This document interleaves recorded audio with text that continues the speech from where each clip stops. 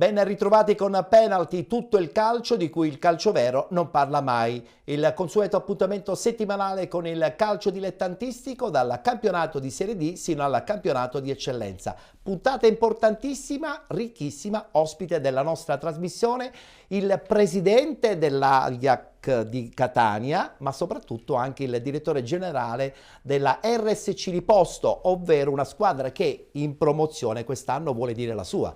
Ben trovato Lucio. Ciao Ettore, e grazie sempre per l'invito e per la visibilità che ci dai a livello personale, ma soprattutto per quanto riguarda l'AEC. Che io doppia veste, sì, quindi doppio impegno. Doppio impegno, ma è compatibile, basta sospendere il ruolo di allenatore per un anno e quindi io ci tengo al rispetto delle regole. Giusto, d'altra parte sei il presidente dell'Ajax. Dobbiamo essere i primi noi a dare l'esempio e quindi è una cosa, questo ruolo è un ruolo nuovo per me.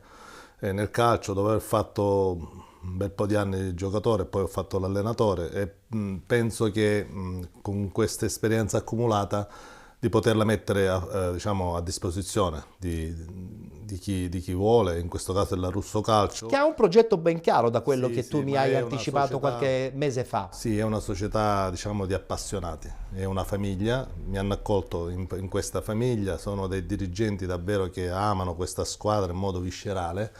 E immaginare che arrivano prima al campo, innaffiano nel campo, tirano nel campo, sono proprio innamorati di questa squadra e questa cosa mi ha, diciamo, oltre al progetto tecnico molto importante, certo, questa cosa mi ha convinto e devo dire che mi sto divertendo e non ho più lo stress che ho avuto per tanti anni di sedere in panchina, che è un po' alla lunga logora. Un progetto della RSC Riposto, appunto come hai anticipato tu, che è nato subito dopo l'estate, mettendo alcuni personaggi importanti del mondo del calcio in posti fondamentali, su tutti chiaramente la scelta anche tecnica di Alessandro Di Maria. Sì, devo dire, devo ringraziare diciamo, per questa chiamata, per quanto mi riguarda, un mio ex giocatore, attualmente il direttore sportivo, che ha lavorato benissimo in estate prendendo sul tempo tutte le altre squadre, si chiama Antonio Messina, ha giocato un sacco d'anni, l'ho avuto qua stesso. Nome storico. Ad AC Sant'Antonio, mi ha chiamato, già la persona che si è presentata, diciamo, è una persona che è molto seria, molto preparata, quindi la cosa già diciamo, mi è piaciuta dall'inizio. Poi, come ho detto prima, questo modo di vivere il calcio da parte del dirigente mi ha preso pure e insieme abbiamo scelto Alessandro, che per la categoria penso sia reduce. È un vincente, è un vincente. Una persona seria, una persona che si applica e coadiuvato anche da un ottimo collaboratore come Marco Di Bella e devo dire che formano davvero uno staff tecnico, devo dire anche come allenatore dei portieri abbiamo brillante e quindi assieme formano uno staff tecnico sicuramente per la categoria davvero molto ma molto importante.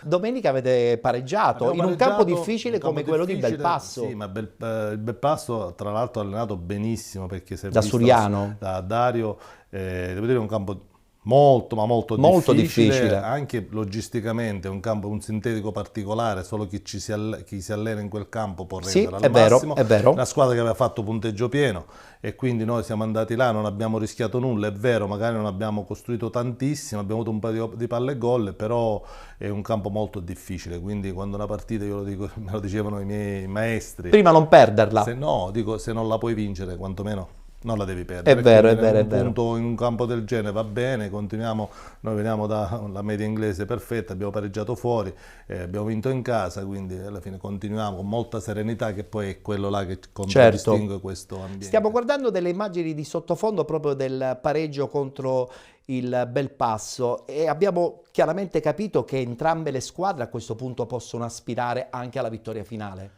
Ma sicuramente sono squadre costruite per quantomeno arrivare nei primi 5, ma prima di noi c'è chi ha investito qualcosa in più rispetto a noi ed è giusto che siano loro a dare l'ultima parola per questo campionato. Quindi io così dal di fuori, perché non entro mai in questioni tecniche, perché non è il mio ruolo e ci tengo che tutti rispettino i propri ruoli nella società, così però da osservatore esterno penso che sia uno dei campionati più forti degli ultimi anni, sì, è vero. livellato in alto, è vero. Anche perché è stato tagliato in modo diverso, quindi siamo nell'ennese. La distribuzione è diversa delle E squadre, infatti, dei gironi. pieno troviamo il Nicosia, ma c'è anche il Villarosa che noi abbiamo battuto e altre squadre molto ma molto attrezzate. Occhio a questo Nicosia però, Occhio a Nicosia, ha battuto pure il Real Laci nella prima giornata, è a punteggio pieno, e loro si avvalgono di tanti stranieri, tanti argentini,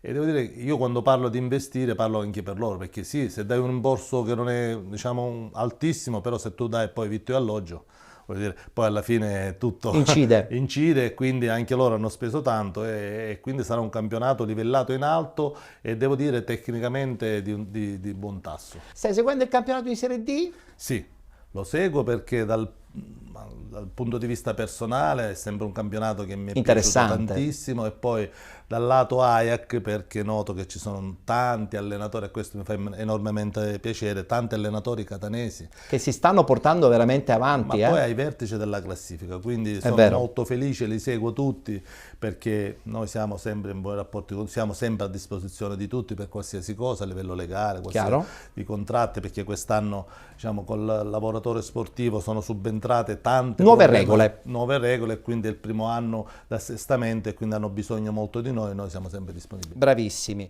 Allora a questo punto partiamo subito con il campionato di Serie D.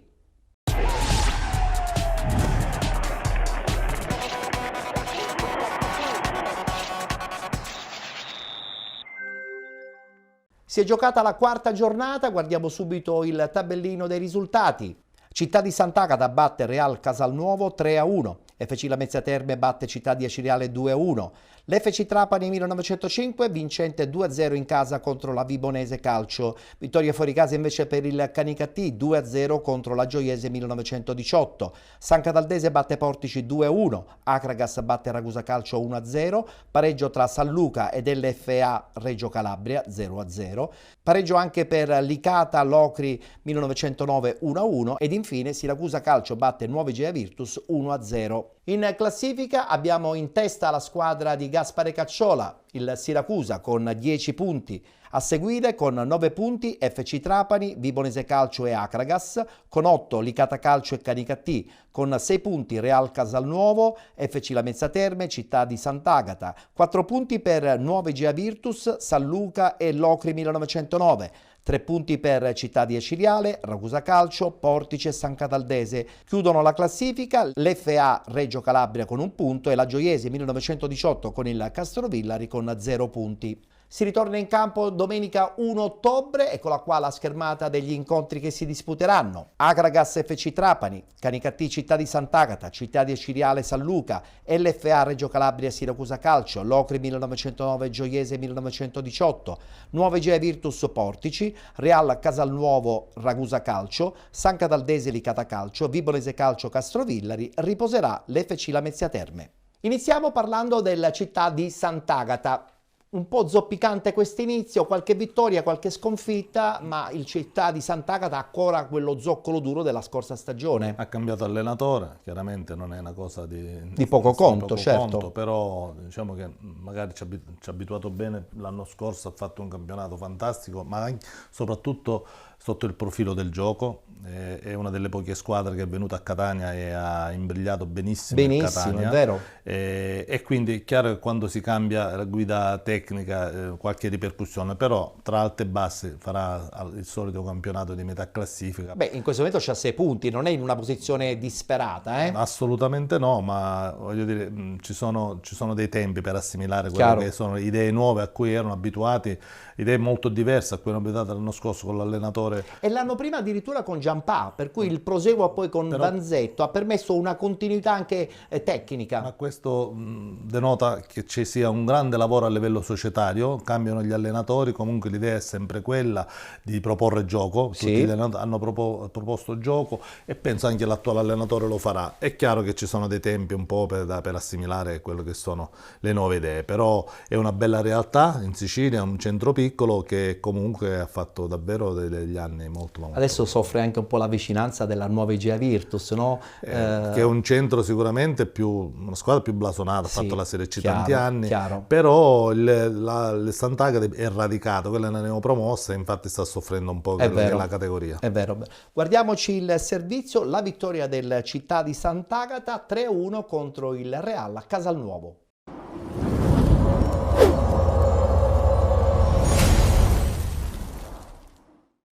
Padrone di casa subito ha sprombattuto al quinto, dialogano bene Marcellino e Di Domenico Antonio con il numero 7 Sant'Agatese fermato in calcio d'angolo. Dall'altra parte al decimo buono lo spunto di Piga che entra in aria e da vicino trova la respinta di Iovino. Passa un minuto ed il Sant'Agata la sblocca. Marcellino, bravo a raccogliere una corta respinta dalla difesa, penetra in aria sul lato destro e beffa Rossi sotto le gambe per il gol del vantaggio.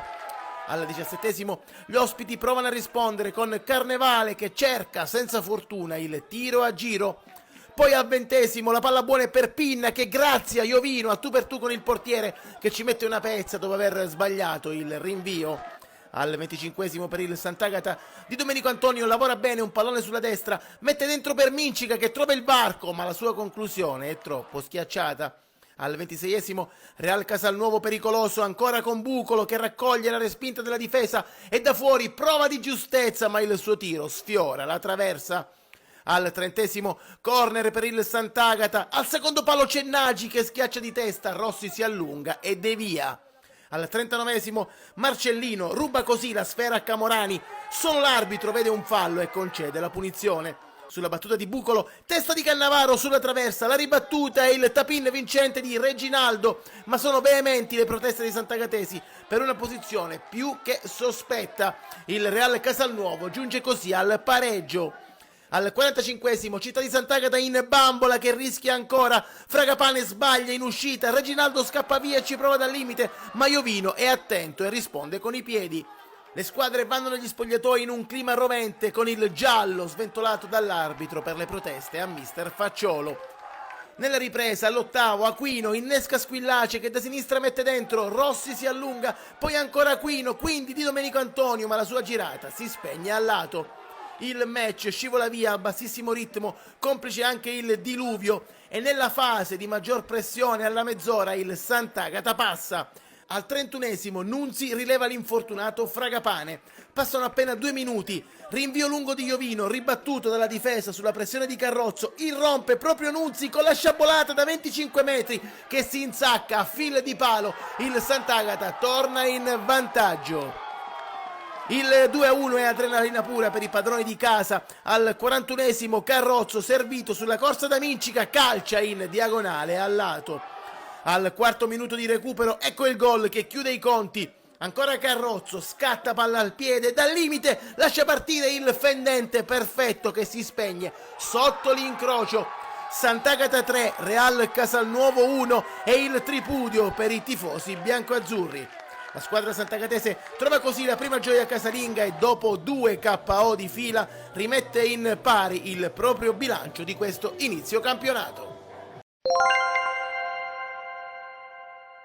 È andata male invece alla Città di Acireale che perde contro una realtà importante come quella dell'FC Lamezia Terme, guarda caso allenata proprio da Vanzetto, ex Città di Sant'Agata. Lui è di quelle parti, lui è di Catanzaro, quindi gioca in casa, ma il Lamezia si sapeva che era una partita difficile per la Acireale, anche se io fino all'ultimo speravo in un risultato positivo, anche perché il rientro dell'allenatore De Sanzo ha ridato entusiasmo alla piazza. Dobbiamo anche sapere che stanno cercando di risanare quelli che sono un po' di problemi a livello economico, quindi non hanno potuto fare la squadra a mazza campionato. Sicuramente hanno fatto una buona squadra e con l'allenatore giusto per la piazza, perché De Sanzo è secondo me l'allenatore tagliato per quella piazza di Acireale. Sicuramente faranno un bel campionato. Peccato questo passo falso, perché in questo momento non ci voleva, però sono sicuro che dalla prossima partita ricomincerà la corsa, perché ho visto anche un seguito di pubblico molto numeroso. Si è riavvicinato anche con la riapertura dello stadio e questo fa tanto. Ci voleva un risultato positivo alla Lamezia, avrebbe dato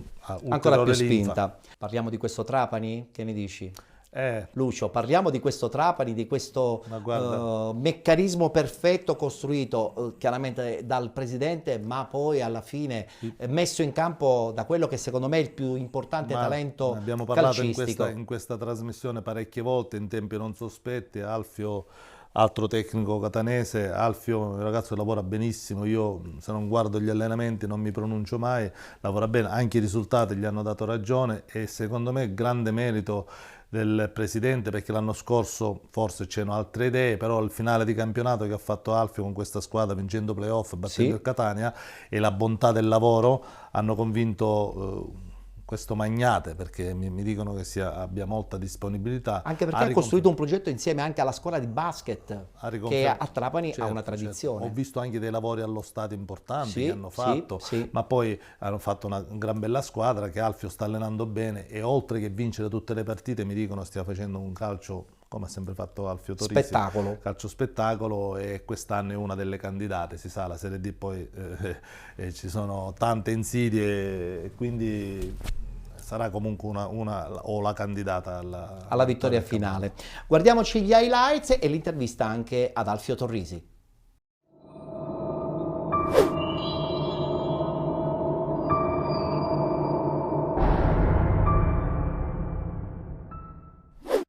Io penso che oggi il Trapani abbia fatto il miglior primo tempo della stagione ad oggi, una squadra che ha avuto il pallino del gioco per 37 minuti fino all'espulsione. Abbiamo fatto un'ottima costruzione dal basso, riuscivamo ad uscire sempre, facilmente. Abbiamo studiato l'avversario, era un avversario che cercava di venirci a prendere abbastanza alti, veniva con la prima punta sempre a indirizzare, con la mezzala opposta usciva sul difensore centrale. Hanno avuto due modi di fare pressione diverso contro una difesa a 3, contro un centrocampo a 3 e contro un centrocampo a 2 nelle partite passate, e noi abbiamo cercato di sorprenderli invadendo la tre quarti con Ba alcune volte e dall'altra parte con Gangemi, aprendoli, cercando di creare il 2 contro 1 contro il loro play contro Giuliano, cosa che è riuscita tantissime volte, quasi sempre riuscivamo a uscire bene da dietro e poi invadevamo la tre quarti avversaria. Abbiamo fatto un buon palleggio per 40 minuti, abbiamo dominato la gara in lungo e largo, sia sotto il profilo del gioco, sotto il profilo della densità nella metacampo avversaria, potevamo fare gol, non siamo stati forse fortunati, i ragazzi non sono stati premiati nel giusto modo per quanto prodotto. Con l'espulsione loro si sono abbassati, non riuscivamo a trovare spazi, non riuscivamo a crearci né superiorità numerica neanche posizionale, soprattutto posizionale, numerica c'eravamo dall'uomo loro in meno, e quindi è diventato più complicato. Siamo stati bravi a sfruttare bene le catene laterali, creando superiorità numerica nelle fasce e cercando di arrivare con più botte al cross. Loro sono stati pericolosissimi il secondo tempo, al secondo minuto, con un bel tiro dove è stato bravo Wikai, poi Vibonese non pervenuta, e quindi questo non deve dare deve dare sicuramente valore a quello che hanno fatto i ragazzi, perché la Vibonese è una squadra forte, l'ho dimostrato nelle altre partite, l'ha dimostrato anche oggi. Noi però abbiamo fatto qualcosa in più delle altre volte, soprattutto sotto la prestazione, e quindi bisogna rimarcarlo questo e fare complimenti ai ragazzi. Questo secondo me è un riassunto giusto con tutte le situazioni che si sono create nella partita di oggi. Poi sicuramente fino alla fine dovevamo cercare questo gol, la sensazione che poteva dare da un momento all'altro, però la sensazione che era anche il tempo passava e quindi dovevamo un po' accelerare. Detto questo, bravi ragazzi che hanno dimostrato maturità nella gestione della gara, nella gestione del secondo tempo, non facendosi prendere quasi mai dalla frenesia, cercando di buttare la palla, ma ostinandosi a giocare da dietro, a giocare palla a terra e ad esprimere delle buone trame di gioco. Un plauso a questo Canicattì di Pidatella, che vince una partita non certamente facile in un campo come quello di Gioia Tauro. Un Canicattì che silenzioso sta lì altissimo in classifica. Ma Orazio col Canicattì sta continuando quello che ha fatto l'anno scorso, nella parte finale, l'anno scorso quando è subentrato, e lo sta facendo bene, anzi con il lavoro dell'anno scorso già quest'anno si stanno vedendo i frutti, ma già aveva fatto i risultati anche l'anno scorso, quindi quest'anno è una classifica davvero molto ma molto importante per quanto riguarda il Canicattì. E la bontà del lavoro di Orazio Pidatella, anche lui catanese, ma possiamo parlare di Sì, quasi è tutto il vero, campionato, è vero. già si sapeva, quindi ora gli hanno dato l'opportunità di continuare quel lavoro che ha iniziato l'anno scorso e non può che migliorare il tutto. Tra l'altro teniamo presente anche che il Canicattì ad inizio stagione non aveva pensato di programmare una stagione da vertice o quantomeno una stagione importante, sperava solo addirittura di rimanere in categoria. Eh sì, ma alla fine voglio dire, Canicattì sta facendo un bel campionato, però ci sono molte più realtà che hanno speso molto, ma molto di più, hanno investito di più, e anche piazze molto più importanti, no? Come utenza. Sì. Quindi Canicattì farà sicuramente un bel campionato perché Orazio fa giocare bene la squadra, però sicuramente la collocazione in classifica non sarà quella là dei primissimi posti. Certo. Sentiamoci l'intervista proprio di Orazio Pidatella dopo la bella vittoria fuori casa.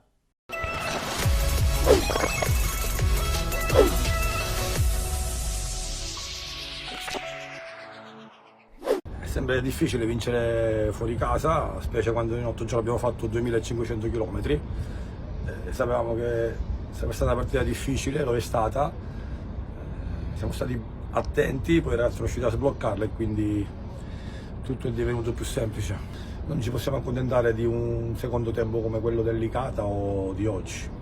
Ma io credo che all'inizio tutti vogliono fare qualcosa di importante, ci sono anche gli avversari, c'è il calendario, quindi noi siamo contenti tra virgolette delle prestazioni che abbiamo offerto, siamo consapevoli che dobbiamo e vogliamo migliorare, è un gruppo che lavora, che riesce a lavorare bene, quindi non si ottengono risultati per caso. Ho detto ai ragazzi di chiudere un ciclo oggi, l'abbiamo fatto bene, adesso se ne apre un altro. Perché si giocherà spesso, si giocherà di domenica, si giocherà di mercoledì, abbiamo in mezzo la Coppa Italia, quindi ci teniamo a fare anche bella figura in Coppa Italia. La società ha lavorato per ottenere questa partenza, lo staff ha lavorato, i dirigenti hanno lavorato, ognuno ha svolto bene il proprio lavoro, quindi è chiaro che non sempre svolgere un buon lavoro significa fare i risultati, però nulla avviene per caso. Dopo il terremoto a San Cataldo con le dimissioni di mister Infantino, una San Cataldese che non ti aspetti, che vince a Portici 2-1.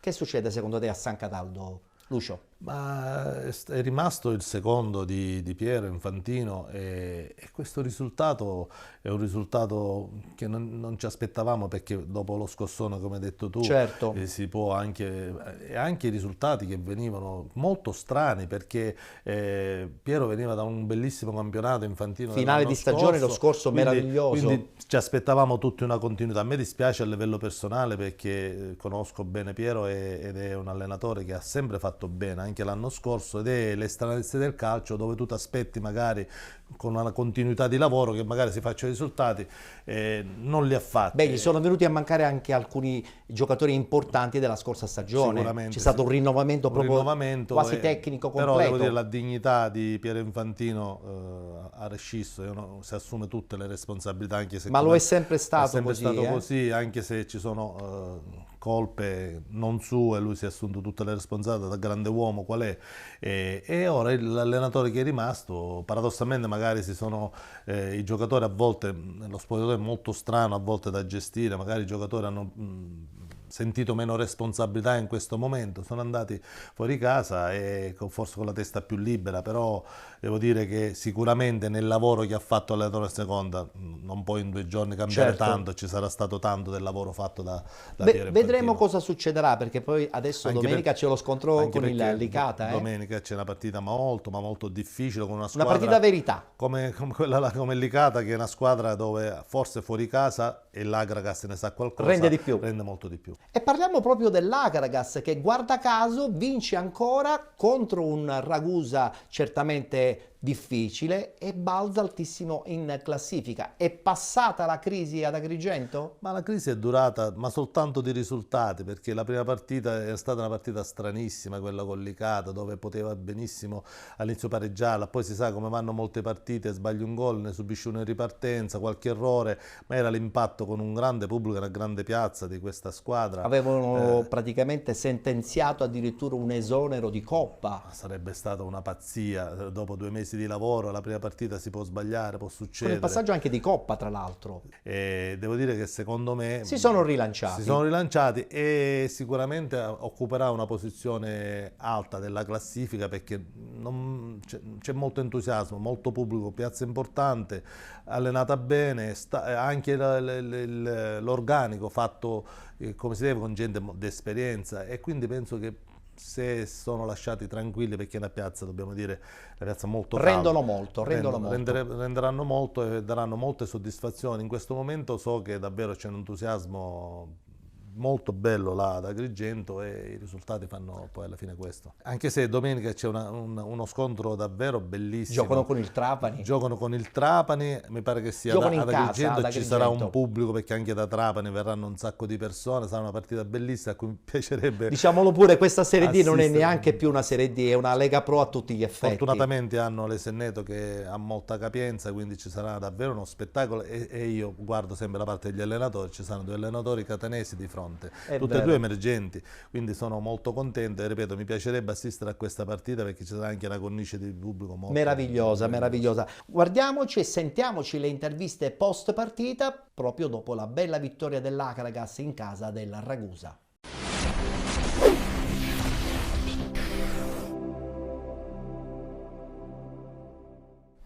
Voglio dedicare questa vittoria ai miei calciatori, davvero ai miei calciatori, perché sono un gruppo di uomini veri. Sono entrato dentro lo spogliatoio e l'ho voluto gridare, e poi dedicarla alla curva sud dell'Akragas, perché sono dei tifosi straordinari. Non erano presenti oggi, però so che erano con noi e non voglio dimenticare quello che fino a domenica scorsa hanno fatto per tutti noi, scusami, mercoledì nel turno infrasettimanale, per tutti noi fino alla fine, fin quando non abbiamo portato anche mercoledì la partita a casa. Per cui alcuni ringraziamenti per me sono dovuti, però ci godiamo tutto quello che sta accadendo, perché credo che ce lo meritiamo, è frutto di tantissimo lavoro, tanto sacrificio e tanto cuore di questi ragazzi. Beh, se contiamo dall'inizio delle prestazioni della nostra squadra, sono 5 le vittorie, includendo anche le 2 di Coppa Italia. Beh, a questo punto dobbiamo confermare la struttura di questa società, di questa squadra, che porta avanti dei risultati anche esterni oltre che in casa, quindi è un risultato prettamente favorevole alla nostra compagine, che ci proietta verso le posizioni più in alto. Pensando alla prossima partita che c'è in casa, entriamo con un altro umore, con un'altra grinta e la consapevolezza che effettivamente questa squadra adesso regge bene. Dopo questa vittoria aspettiamo il Trapani in casa. Credo che ci sia una tifoseria che riempia l'Eseneto, che ci sostenga anche in questa partita. Una partita maschia, siamo dal primo al 97esimo minuto, l'abbiamo interpretata bene contro un buon Ragusa.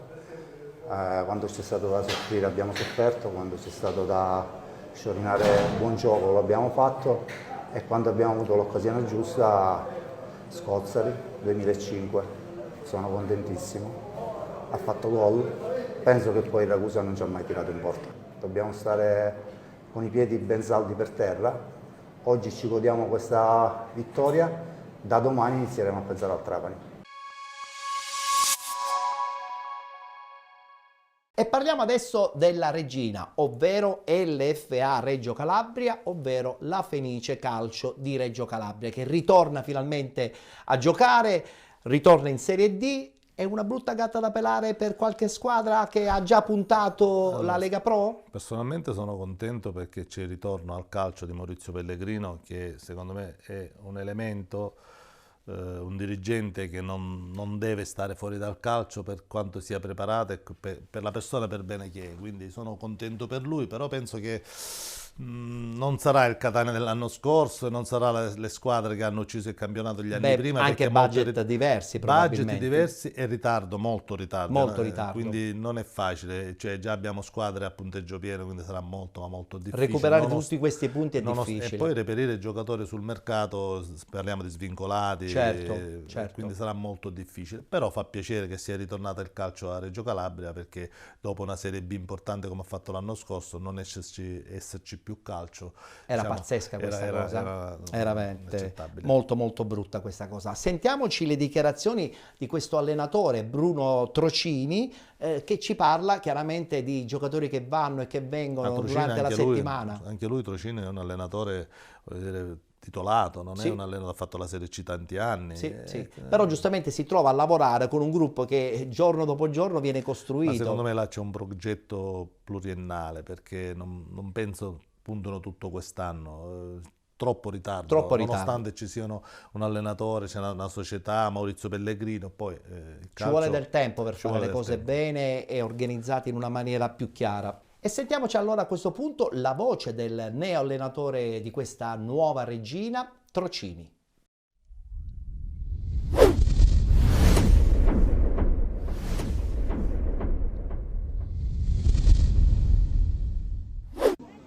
Che è una squadra anche come la nostra, che non ha conoscenze, che non ha avuto tempo di conoscersi, di stare insieme, di cominciare ad avere una certa organizzazione, può vincere ugualmente questo di partita se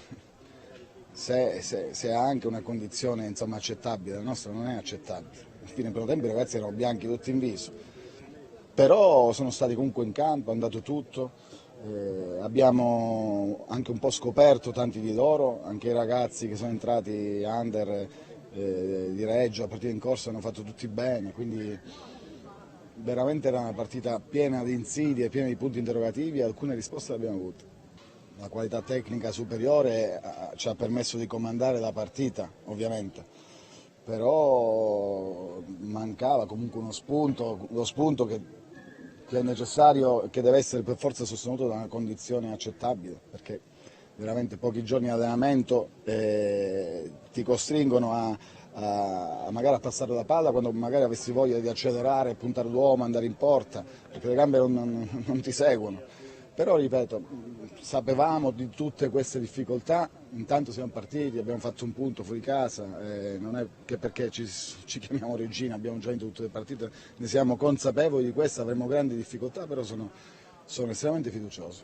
I ragazzi sanno, gli adulti grandi sanno che a volte dovranno star fuori anche se non meritano, a volte dovranno uscire anche se non meritano, questo ci dovremmo un po' abituare, un po' tutti, perché la D ti impone a volte di fare sostituzioni sbagliate. E lo sai che la fai sbagliata, ma sei obbligato, perché se voglio far entrare Rossetti per Coppola devo togliere Bianco, che secondo me in quel momento non stava neanche facendo malissimo, per mettere una under.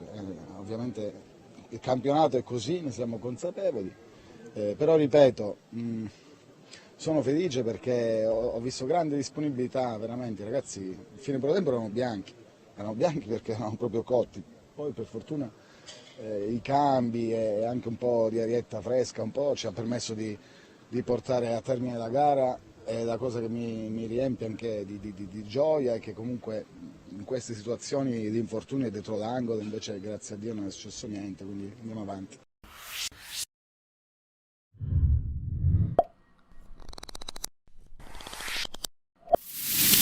Abbiamo parlato del Licata, che giocherà una partita certamente non facile la settimana prossima a San Cataldo, però è anche vero che questo Licata, secondo me, conferma tutto quello che di buono ha fatto sin qui, sin dallo scorso anno volendo, o sbaglio? Ma sì, ma là c'è un discorso di continuità, di progetto, saranno 3 anni che allena la Pippetto Romano, e quindi confermarlo e in certo dare continuità al suo lavoro, che è il lavoro che fa davvero sul piano del gioco. Lavora molto con i giovani anche. Molto con i giovani, infatti abbiamo detto la prima partita è inaspettato il risultato che hanno fatto ad Agrigento, quindi là c'è una società che non fa follie sicuramente, punta sui giovani e mette a disposizione comunque dei giovani molto ma molto bravi, molto forti, e là c'è il lavoro di Pippetto Romano che sa plasmarli per la categoria, dove ormai sono ben radicati in questa categoria e quindi sono giocatori giovani ma interessanti.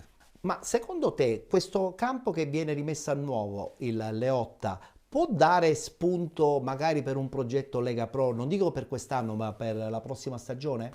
Ma il campo sì, ha la sua parte, però voglio dire, se poi non ci sono le risorse economiche, Beh, perché Massimino in questo caso si è sempre comportato bene, no? però per vincere la Serie D abbiamo visto tutte le squadre, Palermo, Catania, ci sono degli investimenti molto ma molto forti. Beh, ci vuole anche Quindi progettualità. ci vuole progettualità. D'altra parte sappiamo benissimo il Licata ha fatto la Serie C, ma molti Anche la anni B. fa, e anche la B, ma molti anni fa. Quindi Dove ci giocava un certo Laneri. dove giocava un certo Laneri. Voglio chiudere, perché bisogna chiudere con un nome importante, quello del Siracusa. 10 punti in classifica, primo posto in questo momento super meritato, lavoro fatto benissimo durante il periodo estivo. Gaspare Cacciola ha un gruppo certamente di categoria superiore, lui ci mette la sua grande esperienza, la sua grande determinazione. Questo Siracusa secondo me è la candidata numero 1 a vincere il campionato. Sì, insieme al Trapani. Insieme al qualche altra Trapani, squadra. Ma io chiaramente, sono sì. sempre contento quando i presidenti danno l'opportunità di poter continuare un certo tipo di lavoro da un anno all'altro. Anche là Gaspare l'anno scorso Sì. era là, ha vinto il campionato, è stato confermato e quindi un allenatore ha più tempo per mettere le sue idee, per far capire le sue idee. Molte volte c'è questa frenesia di cambiare allenatore a fine anno, però sto vedendo che molte società l'hanno fatto quest'anno, una di queste qua è il Siracusa e ha dato anche in mano a Gaspare, a Lorenzo Mirabella che è il preparatore, tutti catanesi, abbiamo invaso Anche il vice allenatore Aldo Musumeci Aldo è Musumeci, catanese. quindi abbiamo invaso, come si suol dire, tutta la Serie D. La bontà della scuola La catanese, squadra dai. catanese è ottima, ha messo a disposizione una squadra anche di gente d'esperienza, Sì. Russotto del Catania e qualche altro, Arcidiacono, anche lui catanese, Sì. ex Enna, ex giocatore di Serie C, quindi ha messo a disposizione una squadra davvero forte per la categoria e anche là come Agrigento c'è molto entusiasmo, hanno fatto un sacco di abbonati, quindi dirà la sua anche questa squadra dei piani alti, diciamo, di questa Serie D. Di questa Serie D. Sentiamoci le parole proprio di Gaspare Cacciola al termine della bella partita vinta in casa con la nuova Igea Virtus.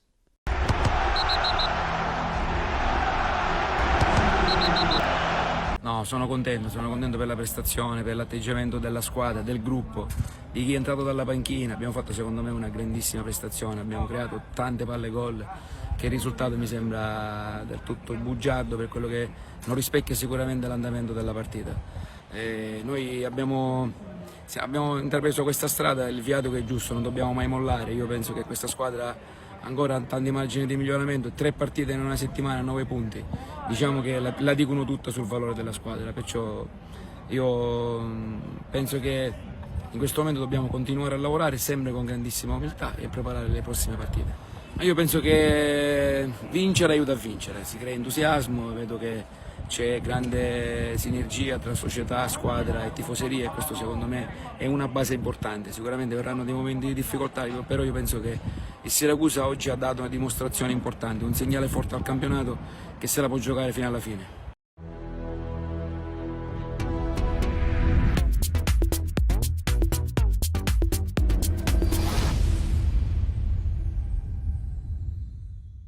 Abbiamo concluso la prima parte della nostra trasmissione parlando del campionato di Serie D, un brevissimo spazio pubblicitario e poi subito con i 2 gironi del campionato di eccellenza.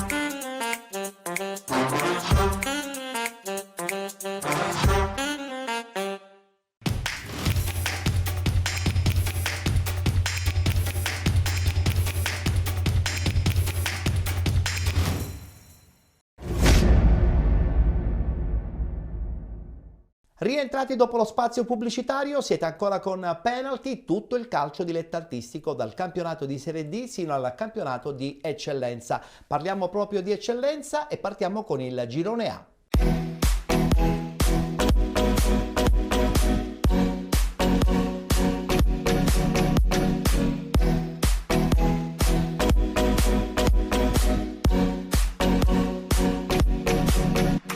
Si è giocata la terza giornata, guardiamo subito il tabellino dei risultati. Athletic Club Palermo batte Casteldaccia 1-0, Castellammare, Oratorio San Cile e San Giorgio 0-0, Pro Favara batte Don Carlo Misilmeri 2-0, Folgore Castelvetrano Calcio batte Mazzara 2-1, Mazzara 46 batte Geraci 1-0, Nis FC batte Unitas Sciacca 2-1, Super Giovane Castelbuono e Accademia Trapani 1-1. Infine Aspra batte Fulgatore 3-0.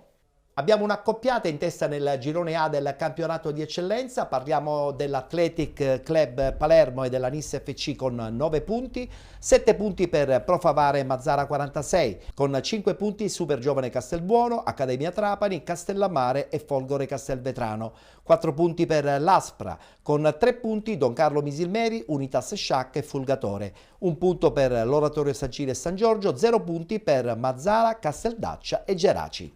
La conferma della Nis FC, ma soprattutto la conferma dell'ex Resultana San Lorenzo, che oggi si chiama Athletic Club Palermo. A Palermo stanno facendo le cose veramente bene. Eh sì, è una sorpresa, mentre per quanto riguarda la Nis ce l'aspettavamo dal momento in cui è stata rilevata da Luca Giovannone e poi soprattutto con gli acquisti che ha fatto, che ha affidato la squadra. Ho visto in settimana quella che è stata la tribuna di Pian del Lago, sì, strapiena. Riaperta finalmente al grande pubblico di Caltanissetta. La differenza tra le due, tra l'altro hanno rifatto il manto sintetico, io sono stato in spogliatoi fatti bene davvero, e hanno preso Privitera. Sì. Che è un sinonimo di vittoria finale. Di vittoria finale. E la differenza, devo dire, tra la squadra palermitana in questo momento, secondo me, è l'ambiente. Là c'hanno un capoluogo di provincia alle spalle, con tanto entusiasmo, quindi poi si sa che nel calcio le sorprese poi ci possono pure essere. Chiaro. Stiamo proprio vedendo la vittoria di questa Nissa contro un Unitas Sciacca che certamente è da prendere con le pinze. Batterla non è mai facile, con i nomi soprattutto che ci stanno, da Iraci a Concialdi. Eh sì, già sono due elementi che hai detto bene tu, dove vanno, sicuramente sono sinonimo sempre di campionati molto ma molto importanti, però questa vittoria è stata davvero significativa secondo me, perché hanno vinto con una squadra attrezzata e quindi dà sicurezza, e poi sai, l'appetito viene mangiando, sì. Non hanno particolari stress oppure diciamo pressioni, e quindi questo qua potrebbe essere anche un bene per loro, mentre a Caltanissetta si sa che o in altri posti c'è molta più pressione, però secondo me alla fine paga tanto in questa, specialmente in eccellenza, la solidità della società. E in questo caso giustamente la solidità da parte della Nissa c'è ed è effettiva, materialmente presente, con la figura appunto di Giovannone e di tutto il suo staff. Ma ritornando a parlare di questo Athletic Club Palermo, nel frattempo possiamo già vedere le immagini. Questa vittoria contro il Casteldaccia ci fa capire che comunque, se si lavora bene anche a livello interno, quindi con dirigenti e con tecnici preparati, una piazza come Palermo è giusto che abbia almeno un'altra realtà in Serie D in prospettiva. Sicuramente, ma succede in tutte le città grandi.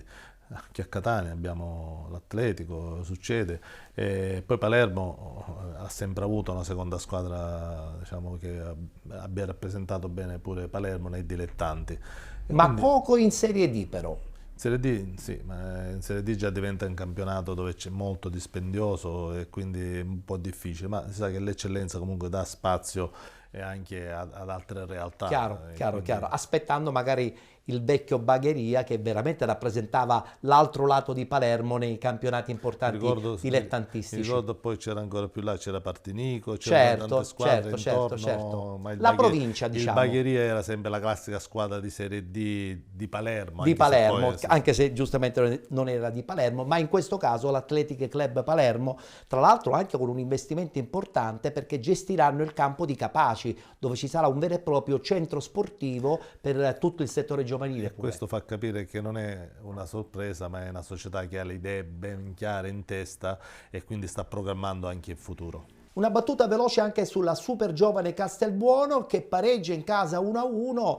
Bognanni non è stato ridimensionato, però è anche vero che è lì in classifica. Sì, Angelo lo conosco personalmente, è davvero un ragazzo che vuole arrivare in alto oltre che essere preparato. Ti dico solo una cosa, l'anno scorso lui, nonostante abbia il patentino UEFA B, sì, lui ha partecipato a un corso nostro di UEFA C per avere più punteggio e poi un domani andare a fare il corso UEFA A per allenare i professionisti. Sì. Questo fa capire la volontà, il personaggio, la preparazione e le idee di questo ragazzo. Quindi penso abbiano affidato la panchina, e poi l'anno scorso l'abbiamo avuto qua vicino ad Acicatena, allenato.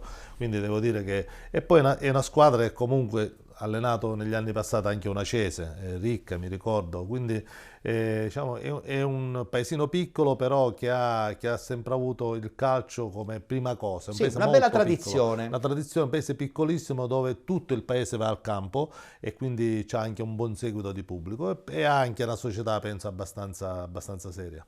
Adesso voltiamo pagina, parliamo subito del girone B, sempre del campionato di eccellenza.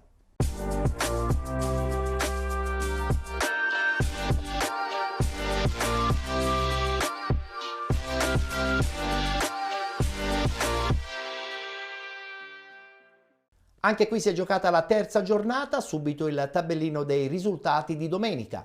Messana 1966, Rocca Acquedolcese 1-1. Città di Gela batte Mister Bianco 2011 2-1. Leonzio 1909 batte Nacalcio 1-0. Mazzarone Calcio Milazzo 2-2. Modica Calcio batte Imesi Atletico Catania 94 4-1. Vittoria della Nebros 2-1 contro il Real Siracusa Belvedere. Paternò batte Leonfortese 1-0 ed infine Ionica FC batte Santa Croce 1-0. Con la vittoria in casa il Modica vola solitario in vetta in questo girone B del campionato di eccellenza. Guardiamo subito la classifica. La squadra di Bette in testa con 9 punti. Con 7 punti la Nebros, 6 punti per Real Siracusa Belvedere, Enna Calcio, Città di Gela e Leonzio 1909. 4 punti per Mister Bianco 2011, Mazzarone Calcio e Paternò, 3 punti per la Ionica FC, 2 punti per Milazzo, Messana 1966, Rocca Acquedolcese, Imesi Atletico Catania 94. Chiudono la classifica con un punto Leonfortese e Santa Croce. E parliamo subito di questa Leonzio. L'arrivo di Sebi Catania ha portato subito 3 punti fondamentali per la classifica. È stata una settimana molto intensa. Battendo un Enna hanno fatto capire che evidentemente c'era qualcosa che non quadrava bene. Poi l'arrivo di Sebbi con la sua esperienza ha un po' tranquillizzato tutto l'ambiente? Sebbi è casa sua. Certo. Sebbi di Lentini ha giocato, ha allenato, ha vinto l'eccellenza con la Leonzio, quindi è un elemento, un ragazzo di Lentini che tutti vogliono bene ed è un allenatore molto preparato. È la squadra del cuore, come ha detto lui la settimana scorsa qui quindi, a Penalty. Noi ci siamo sentiti prima che lui accettasse, ma devo dire che travagliata non solo questa settimana, a Lentini dall'inizio, perché questo è il terzo allenatore che passa da Lentini. È stato Serafino, poi è andato Pippo Strano, che sicuramente per l'esperienza che ha qualcosa non è andato secondo le sue idee e quindi ha deciso giustamente di non accettare. Alla fine sono andato sull'usato sicuro, che è quello di Sebbi, che oltre che essere preparato davvero è una persona molto seria. Io ci frequentiamo con Sebbi e solo dei calcisti, che a parte il lavoro che ha fatto lui, chiaramente è un lavoro sulla testa dei giocatori in qualche giorno, ma lui è bravo in questa cosa e non ci dimentichiamo che non ha vinto contro una squadra, l'ultima del campionato, anzi, ma tutt'altro, contro una squadra accreditata che ha speso tanto per vincere il campionato. Quindi sono dei 3 punti che tra l'altro loro venivano da altri 3 punti esterni, quindi anche in classifica vanno bene. E questa qua è una vittoria francamente che nessuno si aspettava, però per la Leonzio è stata una boccata d'ossigeno, perché hanno avuto dei mesi molto molto travagliati e sicuramente questa vittoria gli permetterà sia a Sebbi Catania che alla società tutta di poter continuare un certo tipo di discorso. Non si pretende invece molto forse dalla Nebros, che con tranquillità addirittura adesso è al secondo posto. Vince 2-1 la partita proprio con una squadra che la scorsa settimana era al primo posto. Parliamo del Real Siracusa Belvedere. Guardiamo il servizio.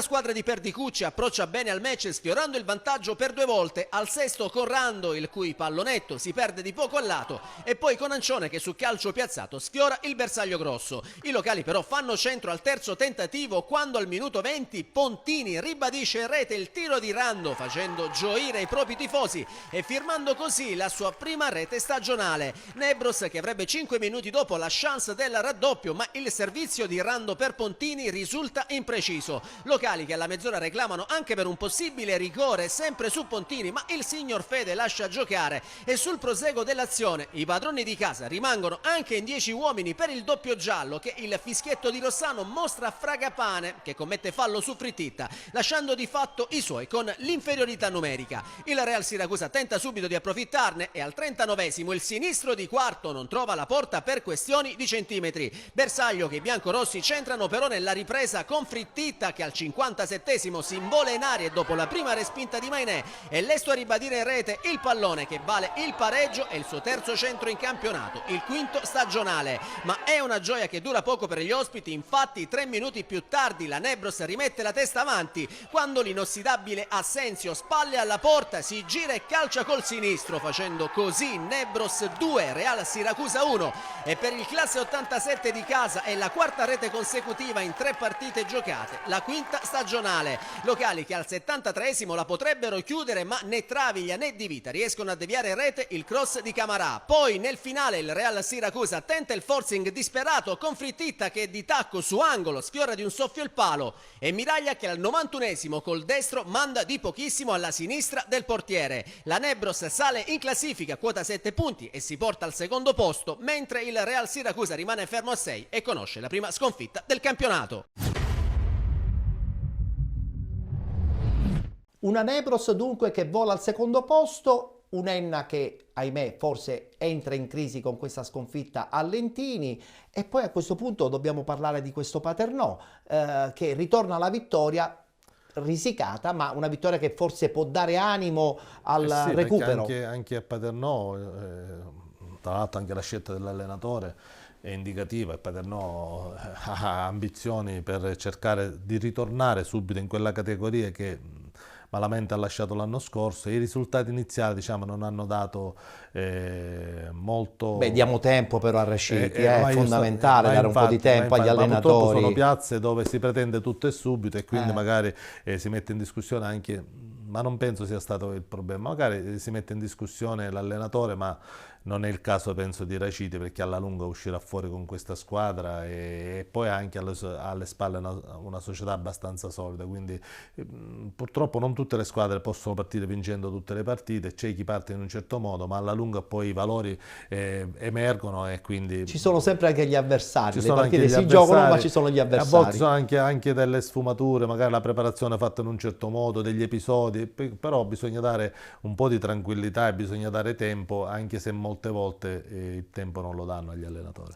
Il Modica invece che fa? Va tranquillo? E invece il Modica ha fatto quella scelta, ne abbiamo parlato anche per quanto riguarda la Serie D, di continuità. Sì. Giancarlo Betta l'anno scorso era là, poi è venuto Pino Rigoli, poi è stato richiamato Betta ed è stato confermato quest'anno. Quindi il lavoro di continuità che ha voluto la società sta dando i frutti con l'inserimento anche di qualche elemento sicuramente di categoria superiore, sicuramente, no? E poi quel catino, quel campo diciamo che dove hanno, che è il vecchio campo di sì, Modica, di Modica. Hanno fatto, che ora è bellissimo perché hanno fatto il sintetico, sì. Però è al centro del paese, ha sempre un certo effetto e chi va a giocare là non è facile, è un campo molto difficile, andare via con punti. È una squadra, devo dire, costruita con molti investimenti a livello economico, però affidata allo stesso allenatore dell'anno scorso e secondo me è questo che quest'anno farà la differenza, anche perché Giancarlo, forse qualcuno non ricorda, ma Giancarlo Betta ha allenato in Serie D il Noto e tante altre squadre, sì. Poi si è fermato qualche anno. È stato anche campione d'Italia con il Siracusa giovanile per 2 anni di seguito, insomma è un allenatore di una certa esperienza. Soltanto che si è fermato qualche anno, però Giancarlo è un allenatore ma davvero... molto preparato, ma una persona molto seria, una persona per bene davvero. È vero, è una persona per bene, io lo dico sempre. L'ultimo anno che ho giocato l'ho avuto come allenatore. Io con lui personalmente ho un ricordo non certamente positivo perché allenavo la Leonzio, persi a Noto in maniera molto rovinosa, però lui ebbe l'accortezza, questo io lo ricordo sempre a Giancarlo, ebbe l'accortezza tra il primo e il secondo tempo di dire ai suoi ragazzi, dopo il 5-0 del primo tempo, di fermarsi. Io persi quella partita 5-0 e io questa cosa gliela ricordo sempre, perché bisogna essere anche dei galantuomini giocando a pallone. E lui lo è. E lui lo è. Abbiamo dunque chiuso la parentesi anche dedicata al campionato di eccellenza. Ritorniamo nel chiudere la puntata di oggi a parlare dell'RSC Riposto, che è impegnato in questo campionato certamente non facile, perché siete in un girone C dove molte sono le squadre che vorrebbero fare il salto di qualità e di categoria soprattutto. Guardando anche il film degli altri anni, poi chiedendo anche conferma agli addetti ai lavori, mi pare che sia uno dei campionati più di alto livello, molto livellato verso l'alto, dove ci sono tante squadre. Chiaro che spicca poi magari chi ha investito di più, però penso che la società dove lavoro io è una società che si è mossa per tempo, tramite il direttore sportivo Antonio Messina, e ha preso degli elementi che secondo me in questa categoria possono fare la differenza. Il problema è che bisogna avere la pazienza, perché noi dal centrocampo in su abbiamo la squadra, tutti elementi che per la prima volta giocano assieme, e non è facile. Chiudiamo qui la nostra puntata, è stata come al solito una piacevole chiacchierata quella con Lucio Tosto, perché con Lucio si parla di allenatori, ma si parla in questo caso anche del suo ruolo tecnico all'interno della RSC Riposto, che milita nel campionato di promozione. Il ritorno in campo però dietro una scrivania.